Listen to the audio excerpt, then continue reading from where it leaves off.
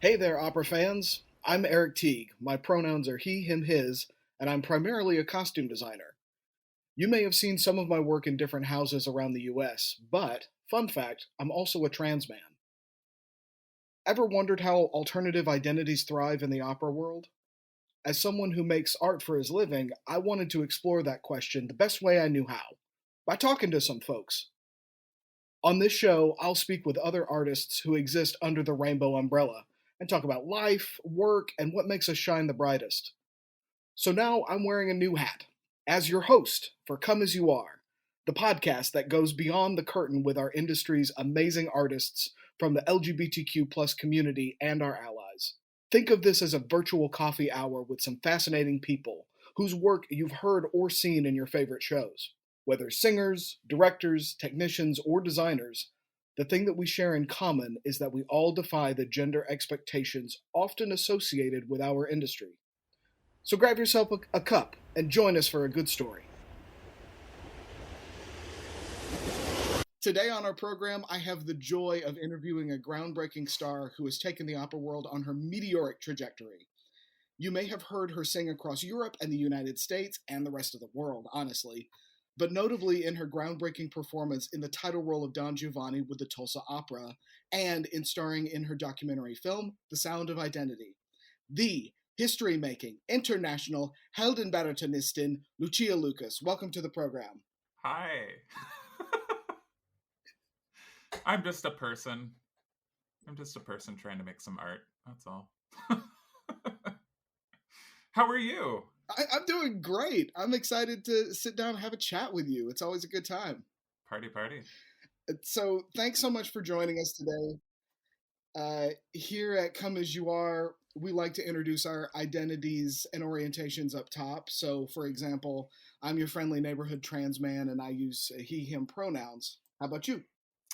I use she, her pronouns. Um, yeah, try not to make too much of a deal about it, but yeah, those are my preferred pronouns. So thank you when you use them. Of course, pronouns are sacred. That's how I view it. Would you mind telling us a little bit about where and how you grew up? Sure. I grew up in California, did all of my undergrad there, even at CSU Sacramento.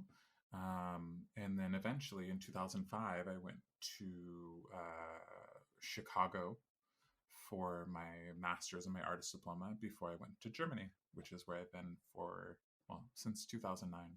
So a while. When did you decide that music was your passion? Was this like from little baby Lucia toddling around singing, or did you ever have like a call? I always loved music, and I wasn't sure how music was going to be in my life, but I knew that music was going to be in my life. And so I didn't do much choral singing when I was growing up, but I did play instruments. So all the way from fourth grade, actually through my undergrad, because I did an undergrad in French horn as well. It was just it was a way for me to communicate, I think. And then eventually, it wasn't until I guess I was a junior in high school, that I did the Pajama Game, which is a musical, Yeah. and I did choir the year after that, and then I was like, oh, this is interesting. And then when I got into undergrad, I was doing my horn degree, but was a little bit involved with choir, and then I had some friends in opera, so I asked the opera director, "Hey, this opera thing, like, is there a way I could get involved?" And he just sort of like, "I what? No, I don't have any time." And then I saw him a week or two later, and I said, "I really am interested. I've got some friends in there." And he's like, "Oh, okay. I have 5 minutes." And I went to his studio and sang for him a little bit. And he said, "Have you ever thought about studying privately?" And I said, uh, no, but sure. And so the opera director at my undergrad took me on as a vocal student. I just kept singing. And when I was trying to figure out what I wanted to do with this music degree, it became pretty clear that it was easier for me to develop singing than to work on my French horn stuff. Singing came very naturally to me, and I love playing French horn. It's a fantastic instrument. But singing just came really naturally, and I really started loving being on stage at that point. When I think when I was like 13 or something like that, like it terrified me to be like third chair, third clarinet in an 80-piece orchestra.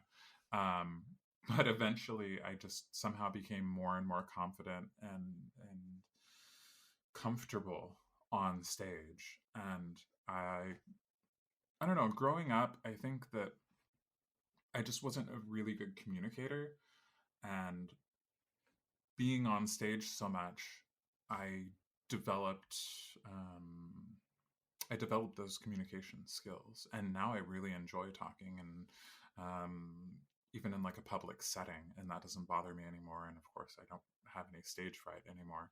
And yeah, it's strange because I wasn't a good communicator when I was growing up.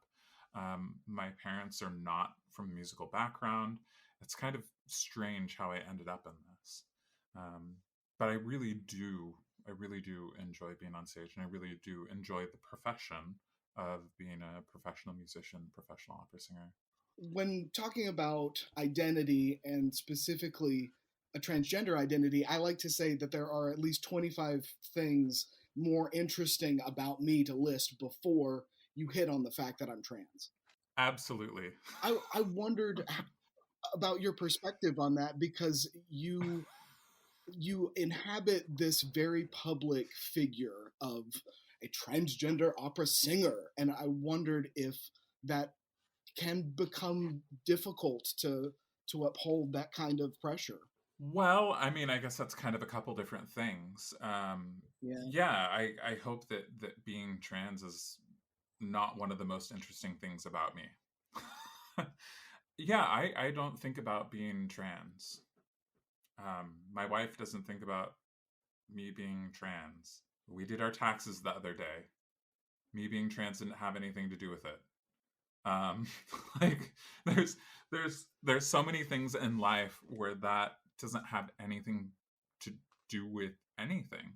What's worth talking about being trans is that being trans, or not being trans, but the process of coming out is very front loaded, where there's a lot of things that you have to do at the beginning of coming out, if you want to. There's of course there's a social aspect of coming out, which anybody who comes out for any reason is familiar with that aspect, and that's just like sharing something about yourself with somebody else. But in the case of being trans, there's also the legal aspect of it, and the medical aspect of it. And you can all transitions are valid, or all identities are valid, but if you are doing all three of these things, it does take a long time. But most of the work is done up front. You know, you have to come out to a lot more people in the first week than you do, a year later, because people know there are plenty of people who I didn't come out to because they just heard. There's a small section of friends and family that I told before I came out on social media. And then after you come out on social media, that's sort of just people find out, and people are fine or they're not, but whatever, it's done. And doing these things, so I say the beginning of it is front loaded, and that's difficult. But 5-10 years later, like, there's not much stuff to do in the way of coming out. And so then you just live your life. For trans people, or for anybody who's thinking about coming out, the coming out can't be like your end goal, because after you do whatever you want to do, like, you still have to live. So really the whole thing is about not necessarily being trans. And so I guess when people want to make a big deal about it in real life, I try and minimize it, because it's not a big thing. It's not a big deal. I think it's way more interesting that I grew up in California, this beautiful place of California, 2 hours from the snow and 2 hours from the beach. And now I'm in Germany and, you know, left friends and family to go pursue a career in this art form. I think that that's way more interesting than the fact that I'm trans. Like, I didn't do anything to become trans. I just happened to be trans. Yeah, it's not a big part of my life now, basically, is what I'm saying. And in fact, even in my art, it's not a big part of my art. It's not a big part of my business. There's really, yeah, it plays such a small part in my life that I don't think it is that interesting. And I hope that in the future it's not that interesting for anybody, because I would much rather have been growing up and being trans wasn't a big deal so that I could transition as soon as possible, you know? Because I think that if I was, 5 or 6 years old now, I would be able to go online and show my parents and go, I don't know what this is, but this is me, Yeah. you know? And growing up in the mid 80s when I was figuring out what was going on, it wasn't so easy. I had internet at a very young age, but the internet in 88 is not the internet that is now. Right. There was no Instagram. Right. So, I mean, as far as me personally, and as far as my business, like, being trans isn't a big deal. And in fact, when people try and make a big deal, I often say, when we're not talking about specialty projects such as one or something else, I just say, you know what, it's fine if you just like slap a beard on me and send me out on stage, because I don't want to make a big deal about it, and it's easier if I just perform my position as a baritone on stage and whatever that character is. I love hearing your perspective, because I feel the same way. You want your art to be the thing that people pay attention to and the thing that is noteworthy about you. Absolutely. Desperately want my design to be the thing that is interesting about me, versus my trans status or things like that. However, I will say that being able to talk about these things helps with the visibility of things. Just like you said, being a 6-year-old kid in somewhere, being able to see an example of a person that you could be that feels the same way is crucial. It's so important. Absolutely. Absolutely. So we're experiencing kind of a renaissance of companies paying attention to different identities and different people. Yeah. And that's a wonderful place to be in. Would you have any advice for companies who are trying to show more representation across the board? Yeah. I mean, in general, I think that the last 2 years, our business has experienced at least 10 years of growth representation wise. And I think that part of this is a problem. Let me first say that it is a problem, but I would say that it is a problem that is also sort of evolving and fixing itself in a way. Um, of course, I would give like little ideas and things to be careful of, but I would encourage young artists with varied identities to understand that these people who are older, who are about to retire, like right before or like within this sort of like 5 year span, I think a lot of them realized that they were going to have to relearn the business. Mm. That whatever business they left in 2019, whenever this is totally done, it's going to be a different business, probably involving more tech, probably involving more outdoor performances. It's just going to be different in general. So I think a lot of these people who are close to retirement age did in fact retire a little bit early if they could afford it. But the people who are replacing them are not 5 or 10 years younger. These people are like 20, 30, 40 years younger than the people who they are taking the position of. And these younger people are used to diversity, but it's not diversity to them. It's not a gimmick. It's just like people who they are surrounded with in their lives, growing up, in school, in their communities. They're used to more diversity just in their life as their normal life.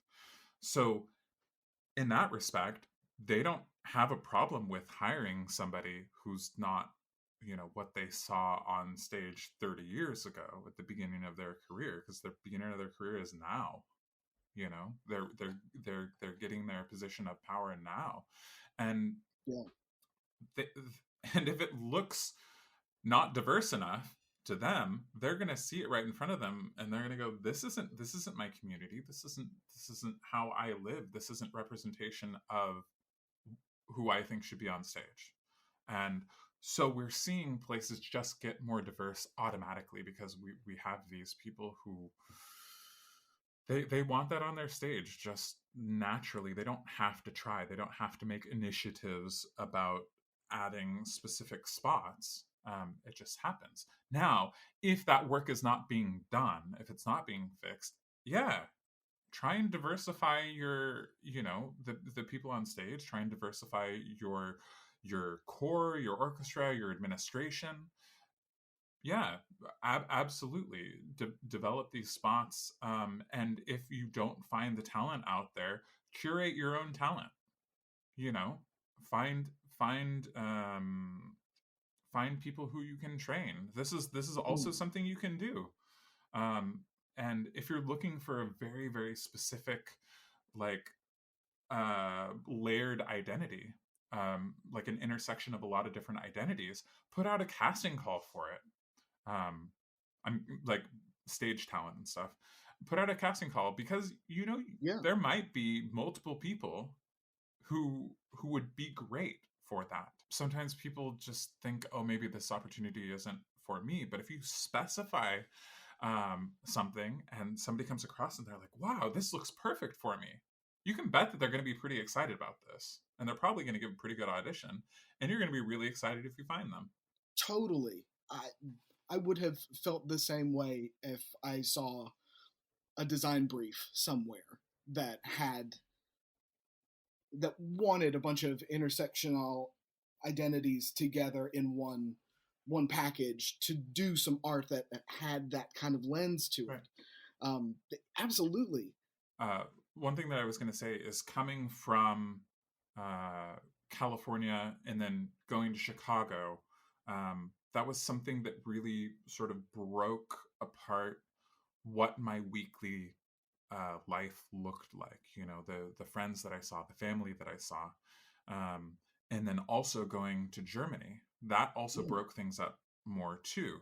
So if you are, a young person, a young LGBT person, or questioning or whatever, and you're not sure how this works with your current situation, one really great thing you can do is go away for school, because it sort of breaks up that structure of your life. You don't have to go to your parents' house, once a week for family dinner, or maybe if you're into church, maybe you get a new church and you can sort of reinvent yourself. you know this I think that part of the thing for me is, the farther I got away from Sacramento, California, and the farther I got away from all of that structure that I had growing up, that I was so comfortable in, the more I could explore me for me without the influence of others on my identity. And so going back to, you know Mm. having Hmm. like thinking, oh, well, people don't want to see me do that thing, like they don't want to see me act, or they don't want to see, my people of my identity on stage, or something like that. The more you can break those sort of structure of your life, the more you can just explore you for you and what you want to do. So when I came out in Germany, um, I had friends who I was colleagues with. We sang on stage together. They said, well, "What are you going to do now?" Because they can't imagine, at the time, they couldn't imagine an identity that wasn't also part of the person you were playing, well, the character that you're playing on stage. Mm-hmm. And so with me, I just went in such a completely opposite direction. Like, I'm going to be me, and then I'm going to play these super hyper masculine characters on stage. Well, is that you? Well, no, that's not me. That's a character that I'm playing. You know, you don't have to have all of the characteristics of who you are playing on stage. And I think that one of the most common things is that people just sort of think that you have to play a character that is the same gender as you are on stage. Mm. And I would say that, you know, in opera, I don't know, I guess unfortunately in my case, but it's fine, is that you have this Fox system set up. So you need to find out what voice you can best sing in, what you can make your best sound in, and then just sort of go with that. And I sing baritone, I sing Heldenbariton or like Verdi baritone. And that's what I do. And that sort of dictates the characters that I play. Totally. And that kind of chameleon transformation is what fascinates me with the work, because it also butts right up against doing drag. So you're essentially doing a boy drag situation at work to portray these characters. And because most of them, let's be honest, are very swaggery, the hyper masculine, as you said. Like, Absolutely. you sing Votan, Yeah. you know? Like, Yeah. You know, the thing is yeah, I've gone to the restaurant afterwards, you know, where there's my castmates, and then there's also sometimes the audience is also there, and they come out and say hi. And like, I can go do Votan, and then I can come off stage, and I can be hanging out, and the person can like go around the table and say hi to all the characters and stuff like that, and then they just sort of skip me. and then it comes out later. Oh yeah, Lucia sings Votan. Oh wow, okay, great. No. Like, people don't recognize me out of costume sometimes, or often, I guess. And you know what? That's also great. That's a great sign. Like, you didn't even know. Fantastic. Of course it's nice to yeah, get recognition yeah. and whatever, but also it's kind of cool that I'm convincing enough that, yeah, it can be so separate from my own personal identity. When you're working on a character, where do you begin? Like, yes, of course, musically, you have to know everything, but also when you're thinking about like the guts and the motivations of a character, where do you start? Well, it helps to see possibly where the character came from, because in opera usually there's some sort of literature or some sort of art that you can look back to where the character comes from, or historically, you know, you can look back at them. But specifically with opera, I do like to sort of do another pass through and go, okay, fine, I know all this extra information, but what is contained actually in the score? You know, something like Giovanni, you can pull from a lot of different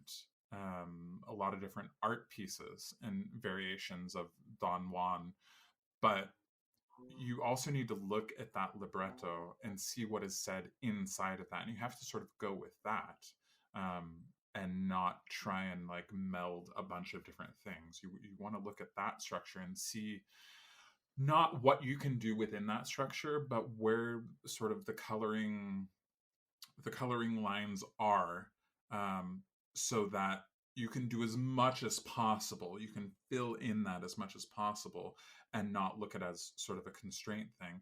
And then at the same time, I don't want to look at, you know, some other piece of artwork that also gives me like a smaller canvas to paint on. I want to have the maximum amount of space. So I'm just going to use uh, the usually the piano vocal score to start developing that, and the stage direction that's in there, and not necessarily the the the material that it comes from.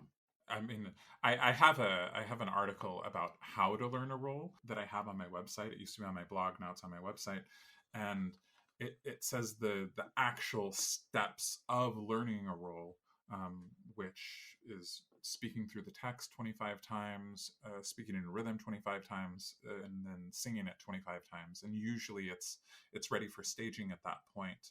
Of course, that doesn't take into account doing the backstory and setting. And it's only when I feel like I need something explained that I'll go back to sort of the source material and look more into it. Something like the relationship, like if we're talking Don Giovanni, something like the relationship between Don Giovanni and Donna Elvira. Like that relationship clearly is special, and there needs to be some sort of background, whether it's actually from art or something that you have invented yourself, to give it extra shading, because that is a very, very important relationship, and you have to have command over what that relationship was.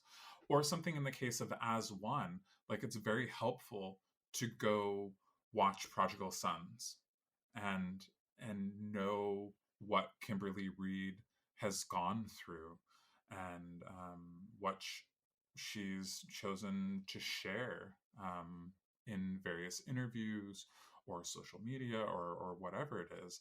It's really helpful to know, because something like As One, the verbiage is made to be more universal, but if you can go back to the specific situation, it will give more shading in the performance of it. Most definitely, and especially in pieces that have a jumping off point in reality. And every great character is a full portrait in all kinds of shading and nuance, just as you said. As our listeners have heard, we're doing a production of As One at the Atlanta Opera, and you and I are working on it together. And that's, I find to be a really exciting thing. I'm very happy that the Atlanta Opera is doing the piece and that it has brought our work lives into the same orbit. Are you looking forward to doing the piece and working on the role? And is it something that you're excited about, or is it, yes, it's another good job, but it's not necessarily something that is central to your being to play? Well, I've been a professional opera singer since 2009, and I haven't played a trans character yet on stage. So it's not necessarily core to my to my business, but it is nice that I get to play it, because I think I get to explore this work. What's part of my life and what's not part of my life, and also being able to work with you on it is special as well, because I think that there are lots of things to talk about and sharing experiences, whether we do it on a podcast or whether we do it over coffee or dinner in Atlanta. I think that it's really it's really great to work with an artist with a similar life experience.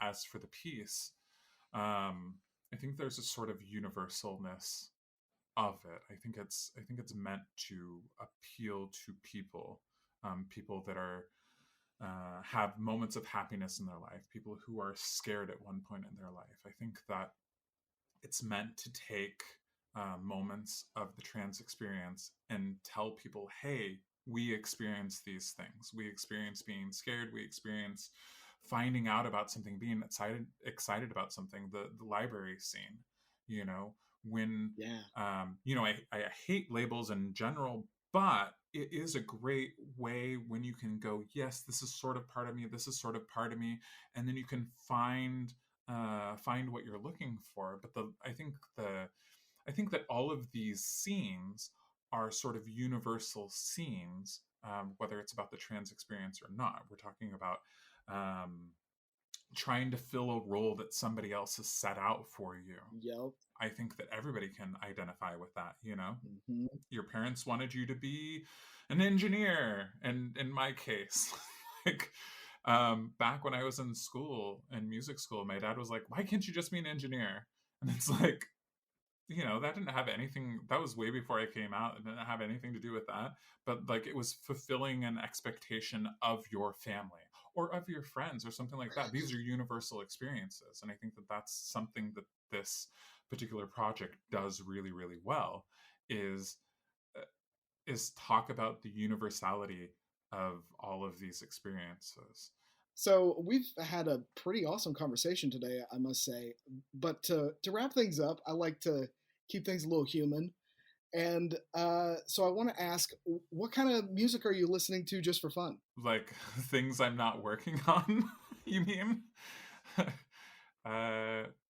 I love, I've always loved electronica. And so a lot of different forms of Cool. that. Um, so if I'm trying to relax, lo-fi, I love. It really makes me calm if I have to do some sort of brain intensive thing. That's kind of nice. If I'm off to an audition or something like that, I'll probably listen to some sort of Cardi B-esque playlist to sort of amp me up. So Get pumped. yeah. And like Riot Girl stuff as well. I mean, I guess that's less electronic stuff and more rock. I love chiptune. Mm-hmm. I love me some chiptune. Just because I love video games. I've always loved video games. Awesome. And classical chiptune is really fun too. Oh, that's great. Yeah, I don't know. That's sort of what I listen to. I also like podcasts sometimes. That's it, I guess. That's awesome. No, that's awesome. I think you really get to know a person by what's in their headphones, you know. Yeah.